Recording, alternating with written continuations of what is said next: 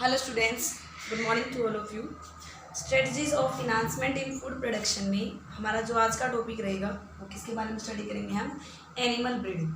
तो सबसे पहले आपको पता होना चाहिए कि what is animal breeding, animal breeding होती क्या है and how this process is carried out और कितने इसके टाइप्स हैं, वो सब हम आज की वीडियो में डिस्कस करेंगे। तो बेटा सबसे पहले हम इसकी मीनिंग के बारे में जानते हैं कि एनिमल ब्रीडिंग का मतलब क्या है। एनिमल ब्रीडिंग एक ऐसी टेक्निक होती है, एक ऐसी प्रोसेस होती है, एक ऐसी प्रैक्टिस होती है जिसके अंदर हम कंट्रोल्ड मेटिंग करते हैं। किसके बीच में कंट्रोल मेटिंग करते हैं? सेलेक्टेड पेरेंट्स के बीच में, सेलेक्टेड मेल और फीमेल के बीच में। और किस लिए की जाती है? ताकि हम सुपीरियर क्वालिटी के सुपीरियर जीनोटाइप्स हम ऑब्टेन कर सकें ऑफ डोमेस्टिकेटेड एनिमल्स। जो भी हमारे पास डोमेस्टिकेटेड एनिमल्स है, आइदर इट इज़ काउ और बेफेलो और शिप और goat, whatever the domesticated animals we are going to rear, अगर उनकी हम क्वालिटी को थोड़ा इम्प्रूव कर लें, किस वजह से उनकी ब्रीड को हम इम्प्रूव कर लें? ताकि जो भी प्रोडक्ट हमें उनसे लेने हैं वो सारे के सारे प्रोडक्ट हमें सुपीरियर और बेटर क्वालिटी के मिले, उनकी प्रोडक्टिविटी हाई मिले। उसका जीनोटाइप को मॉडिफाई करने के लिए, बेटर क्वालिटी की ब्रीड को गेन करने के लिए एक कंट्रोल्ड मेटिंग करने की प्रोसेस को हमने एनिमल ब्रीडिंग नाम दिया। तो हम कैसे डिफाइन करेंगे? यहाँ पे देखेंगे, it is the controlled mating. Controlled mating मतलब जो दो इंडिविजुअल्स के बीच में मतलब कंट्रोल तरीके से की जाए कि इस और इस क्वालिटी के बीच में हम मीटिंग करें बिटवीन द सेलेक्टेड ब्रीड, जो ब्रीड हमने सेलेक्ट की है सुपीरियर क्वालिटी के according, selected breed to obtain, क्या ऑब्टेन करने के लिए भाई? Superior genotype of domesticated animal. जो डोमेस्टिकेटेड एनिमल्स हैं उनके सुपीरियर जीनोटाइप को ऑब्टेन करने के लिए कंट्रोल मीटिंग की प्रोसेस को हम क्या नाम देते हैं? Animal breeding. अब बात आती है, what are the main objectives of the animal breeding. हमें एनिमल ब्रीडिंग करने की जरूरत क्यों पड़ी? तो सबसे पहली बात क्या थी? सबसे पहला रीजन था increase the yield of, to increase the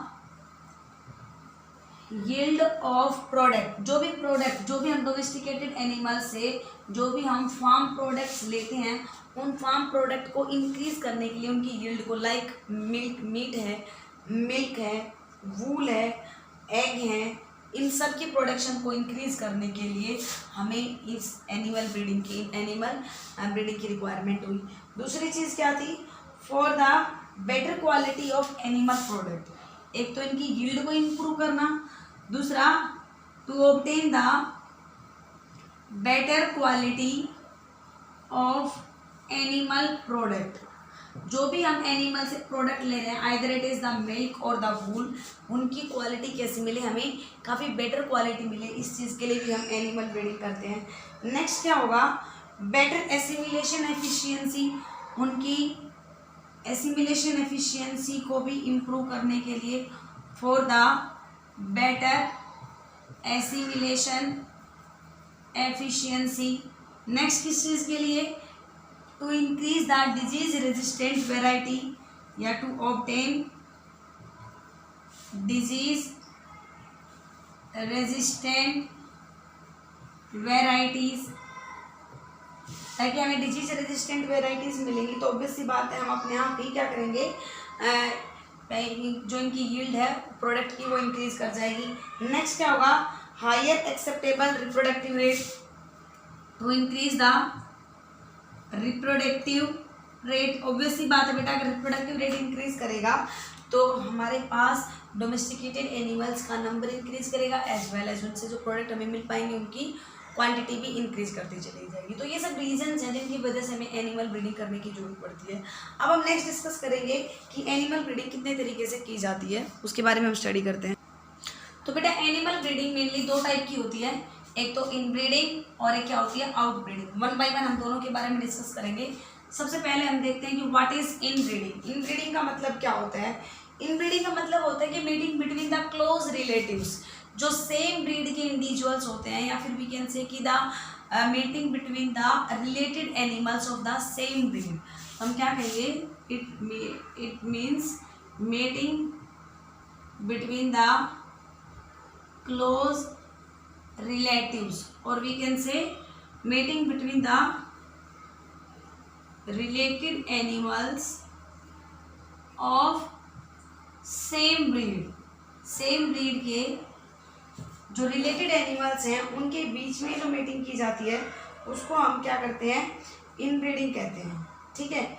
mating between the individual of the same breed continuously for 4 to 6 generation, लगातार 4 से 6 जनरेशन तक हम सेम ब्रीड के सेम रिलेटेड इंडिविजुअल्स के बीच में जो मीटिंग करते हैं उस प्रोसेस को हम इनब्रीडिंग नाम देते हैं। अब इसके दोनों ही फायदे हैं, इसका मतलब एडवांटेज भी है और इसके डिसएडवांटेज भी है। अब उसके बारे में आप सुन लेंगे पहले ध्यान से कि क्या एडवांटेज है क्या डिसएडवांटेज है।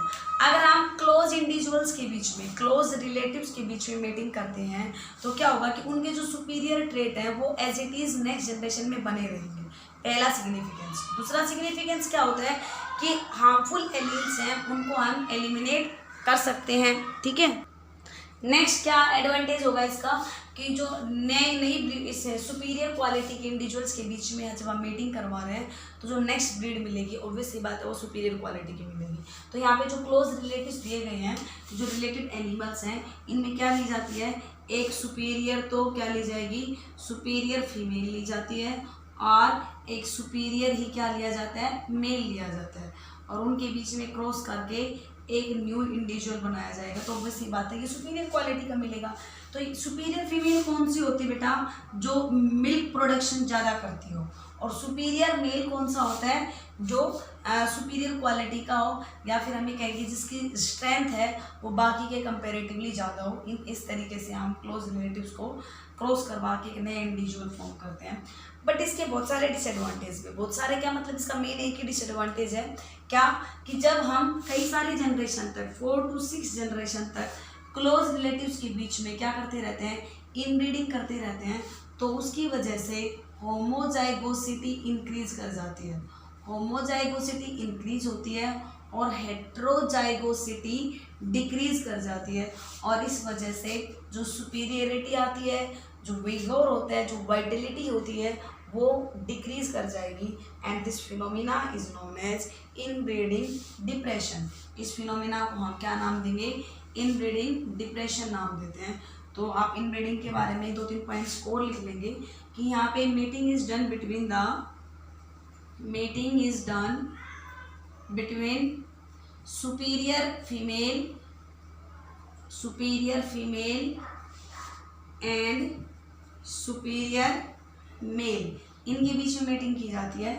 But it has several advantage as well as disadvantage. Advantage के बारे में हम देखेंगे कौन कौन से एडवांटेज होते हैं। तो यहाँ पे आपको क्या लिख रहा है कि भाई एडवांटेज में क्या क्या होगा, it maintain the good quality of breed, breed की जो अच्छी अच्छी क्वालिटीज़ होती हैं उनको मेंटेन करके रखती है। सेकेंड थिंग क्या है कि हार्मफुल एलील्स को रिमूव कर देगी। एंड तीसरी मेन इंपॉर्टेंट चीज़ क्या है कि जो भी ब्रीड बनेंगी वो बेटर क्वालिटी की बनेगी। तो ये सब क्या है, these are the advantage of the inbreeding. But इसके साथ साथ में इसके कई सारे डिसएडवांटेज भी है। डिसएडवांटेज क्या क्या होंगे, तो मैं सबसे पहले आप एक फिनोमिना लिखेंगे जिसके बारे में आपसे जनरली क्वेश्चंस आता है कि what is inbreeding depression. Inbreeding depression का मीनिंग क्या होता है, ये 1 नंबर में अलग से क्वेश्चन पूछ लिया जाता है बिना डिसएडवांटेज पूछे। हाँ तो बेटा हम क्या बता रहे हैं, इनब्रीडिंग डिप्रेशन के बारे में बता रहे हैं। इनब्रीडिंग डिप्रेशन का मीनिंग क्या होता है, बाय कंटिन्यूस इनब्रीडिंग, लगातार इनब्रीडिंग के लिए, by continuous inbreeding for 4 to 6 generation, there will be decrease in vigor, vitality, productivity and fertility. This is called inbreeding depression. ये फिनोमिना क्या कहलाता है, this is called inbreeding depression. ठीक है, समझ में आई बातें। इनब्रीडिंग डिप्रेशन का मतलब क्या है कि लगातार इनब्रीडिंग करने की वजह से, सेम इंडिविजुअल के बीच में क्रॉस करने की वजह से ये सब चीज़ें कम हो जाती हैं। उसकी प्रोडक्टिविटी रेट, उसकी फर्टिलिटी रेट, उसकी सुपीरियरिटी रेट, उसकी सर्वाइव करने की रेट, ये सब डिक्रीज कर जाती हैं। And this is called inbreeding depression. ऐसा क्यों होता है, बिकॉज ड्यू टू इनब्रीडिंग, क्योंकि लगातार इनब्रीडिंग की वजह से homozygosity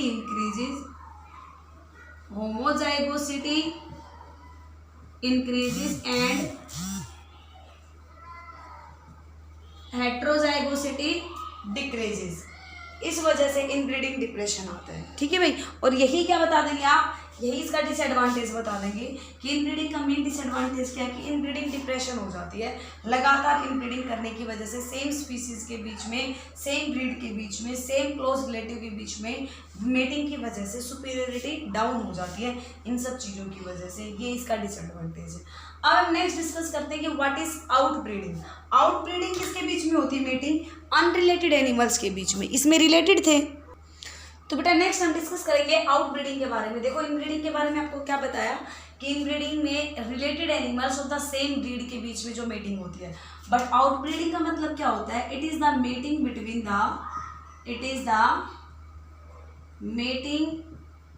between the unrelated animals. ये इसमें रिलेटेड थे और इसमें कैसे हो गए? Unrelated animals of same breed, या तो सेम ब्रीड के हो सकते हैं वो अनरिलेटेड एनिमल्स, और different breed of same species और of the unrelated species, of same species और अनरिलेटेड या डिफरेंट स्पीसीज। कहने का मतलब क्या, ध्यान से सुनेंगे। यहाँ पे हमने क्या बताया था कि रिलेटेड एनिमल्स थे और सेम ब्रीड के थे। ठीक है, अब जब ब्रीड ही सेम है तो ऑब्वियस सी बात है स्पीसीज तो सेम ही होगी।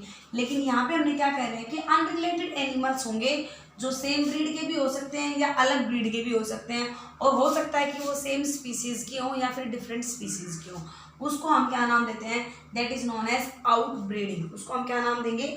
आउटब्रीडिंग नाम देंगे। और इसी बिहाफ पे किस बिहाफ पे कि वो सेम ब्रीड के हैं, डिफरेंट ब्रीड के हैं, सेम स्पीसीज के हैं या डिफरेंट स्पीसीज के हैं, इस बिहाफ पे आउटब्रीडिंग है। It will be of different types. ये मेनली 3 टाइप की होती है। उनमें से सबसे पहले हम बात करेंगे आउट क्रॉसिंग के बारे में। आउटब्रीडिंग में first type will be outcrossing, second होगी cross breeding, second is cross breeding, and third क्या होगी? Interspecies hybridisation.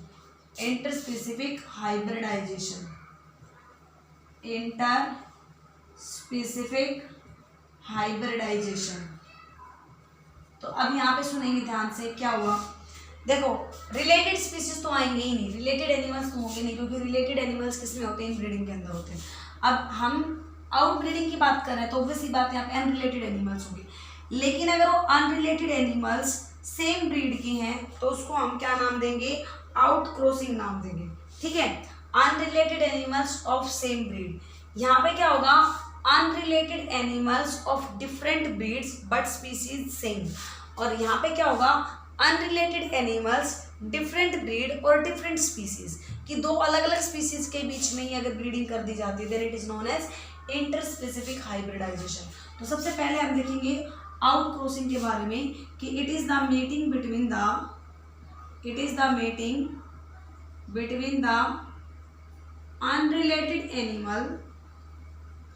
unrelated animals of same breed के अनरिलेटेड एनिमल के बीच की ब्रीडिंग। आउटब्रीडिंग के अंदर जो अनरिलेटेड एनिमल है सेम स्पीसीज सेम ब्रीड के हैं, they do not have common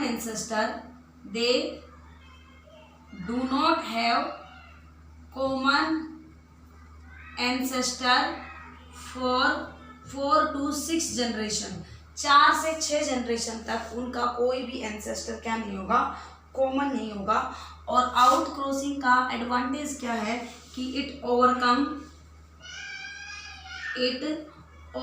the problem of inbreeding depression.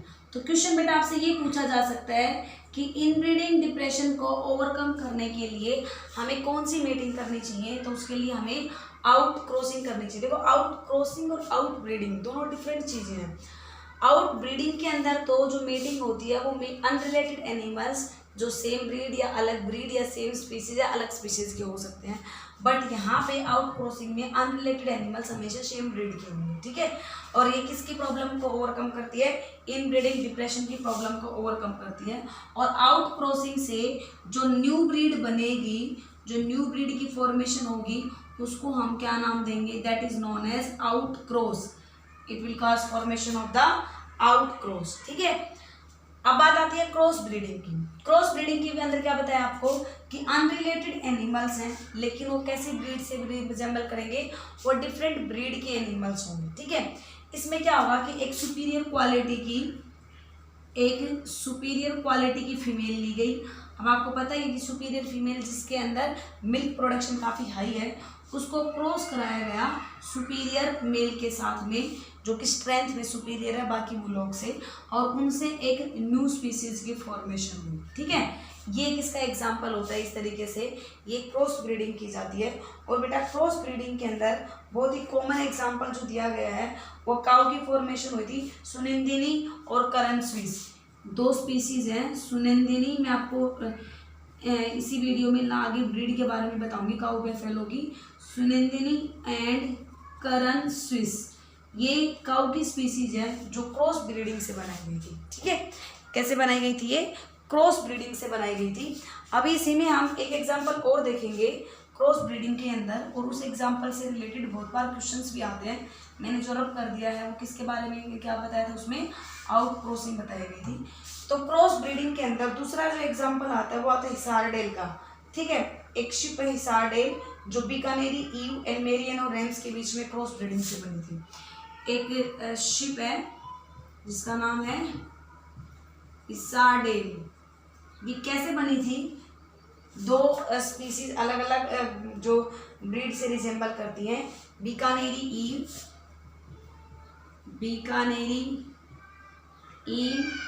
And मेरियनो rams, इनके बीच में क्रॉस ब्रीडिंग से हिसारडेल शिप की फॉर्मेशन हुई थी, जो कि एक टाइप की क्रॉस ब्रीडिंग है, ठीक है। और इस टेक्निक में क्या किया जाता है, gene transfer and cloning are also being tried. इस टेक्निक में जीन ट्रांसफर और क्लोनिंग से भी एक नई नई स्पीसीज बनाई जाती है। तो ये बातें किसके बारे में थी बेटा, ये थी क्रॉस ब्रीडिंग के बारे में। मैं अगेन आपको रिमाइंड करवा रही हूँ, हम आउट ब्रीडिंग पढ़ रहे हैं। आउट ब्रीडिंग में अनरिलेटेड एनिमल्स के बीच में मीटिंग होती है। अगर वो अनरिलेटेड एनिमल्स सेम ब्रीड के हैं तो हम उसको आउट क्रॉसिंग नाम देंगे। अगर वो अनरिलेटेड एनिमल्स डिफरेंट ब्रीड के हैं तो हम उसको क्रॉस ब्रीडिंग नाम देंगे। अगर वो अनरिलेटेड एनिमल डिफरेंट स्पीसीज के हैं, अगर स्पीसीज अलग है तो ऑब्वियसली बात है ब्रीड तो अलग होगी ही होगी, ठीक है। तो उसको हम क्या नाम देंगे, interspecific hybridisation.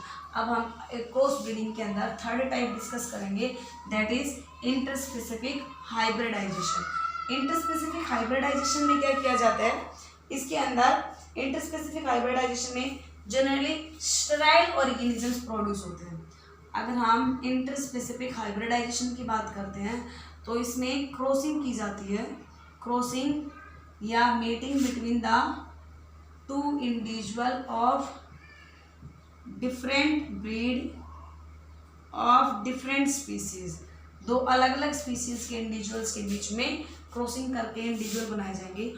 And it generally cause formation of the sterile organisms. वो ऑर्गेनिज्म फर्टाइल नहीं होते हैं लेकिन वो स्टेराइल ऑर्गेनिज्म बने, बट वो स्ट्रेंथ के अंदर काफ़ी ज़्यादा हाई होते हैं as compare to same species के।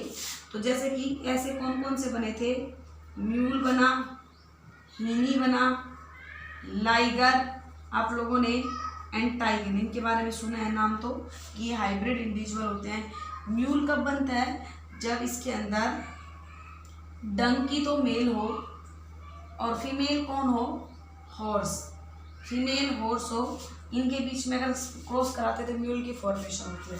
लेकिन अगर मेल हॉर्स हो और डंकी फीमेल हो तो बनेगी हिनी। इसी तरीके से लाइगर कब बनेगा, अगर लोयन तो मेल हो और फीमेल कौन हो, टाइगर, तो लाइगर की फॉर्मेशन होगी। और टाइगन कौन बनेगा, अगर मेल टाइगर हो और फीमेल लोयन हो तो किसकी फॉर्मेशन होगी, टाइगन की फॉर्मेशन होगी। और ये चारों ही हाइब्रिड हैं, they all are sterile organisms. But इनकी सिग्निफिकेंस क्या है कि ये दूसरे जो इनके पेरेंट्स होते हैं उनसे ज़्यादा स्टडियर होते हैं, ज़्यादा स्ट्रॉन्ग होते हैं, ज़्यादा हार्ड होते हैं, लेकिन इनकी फर्टिलिटी रेट है वो 0 होती है, ये स्टेराइल ऑर्गेनिज्म होती है, ठीक है। तो ये सब बातें हमने क्या बताई, एनिमल ब्रीडिंग की 2 टाइप्स बताई थी, जिनके मैंने सब टाइप के बारे में भी आपको डिस्कस करा दिया गया है, इन ब्रीडिंग एंड आउट ब्रीडिंग के बारे में। अब हमने इन ब्रीडिंग के जिस तरीके से एडवांटेज डिसएडवांटेज देखे थे, उसी तरीके से हमारे आउट ब्रीडिंग के भी एडवांटेज और डिसएडवांटेज दोनों हैं, उनके बारे में और एक बार डिस्कस कर लेते हैं कि कौन कौन से एडवांटेज डिसएडवांटेज हैं। तो बेटा एडवांटेज में आप क्या देखेंगे कि इससे जो हमारे पास नए एनिमल बनेंगे वो सुपीरियर क्वालिटी के बनेंगे, 2 अलग अलग ब्रीड की सुपीरियर जो क्वालिटी है, सुपीरियर ट्रेड है, उनसे एक एनिमल बनेगा, तो ऑब्वियस सी बात है उसमें 2 क्वालिटी के अच्छे ट्रेड आएंगे। Next, disease resistant variety generally बनती हैं और प्रोडक्टिविटी है वो भी हायर होती है।